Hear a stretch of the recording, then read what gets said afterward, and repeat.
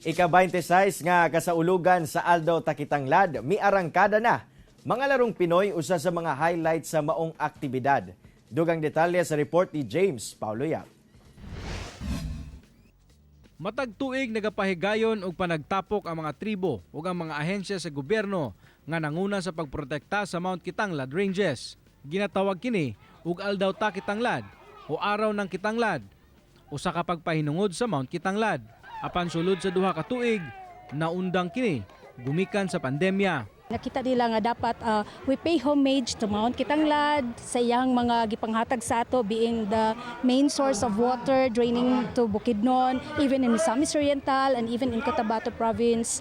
Tapos aside na siya sa mga high biodiversity nga naa di sa Mount Kitanglad. Atol sa pagbalik sa kasaulugan sa Aldao Takitanglad, gibida sa mga organizers ang makalingaw nga traditional Filipino games. Sa panahon karon sa digital age, panalagsa na lang gayud nato makita ang mga dulang Pinoy. Busa karon sa kasaulugan sa ika-26 nga Aldao Takitanglad.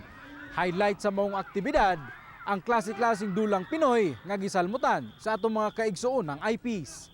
Nag-indigay sa sack race, lumbaanay sa kadang-kadang ug paspasay sa pagbugha og kahoy ang mga Kitanglad Guard volunteers nga gikan pa sa tribong Bukidnon, Higaonon ug Talaandig nga nagpalibot sa Mount Kitanglad.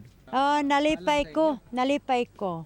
Kaya akong giuna-una nga ang kalipay nga ang gobyerno ug ang tribo nagguyog sa pagprotekta sa kinaiyahan. Apan alang kang Esther Canoy, ang Executive Director sa Kitanglad Integrated NGOs, usa ka pamaagi ang Aldao Takitanglad aron mas pahugtan pa sa 8 ka mga LGU sa Bukidnon, ang Malaybalay City, Lantapan, Talakag, Baungon, Libuna, Sumilaw ug Manolo Fortich nga nagpalibot sa maong bukid ang pag-enforce sa RA 7585 o ang National Integrated Protected Area System kon NIPAS law.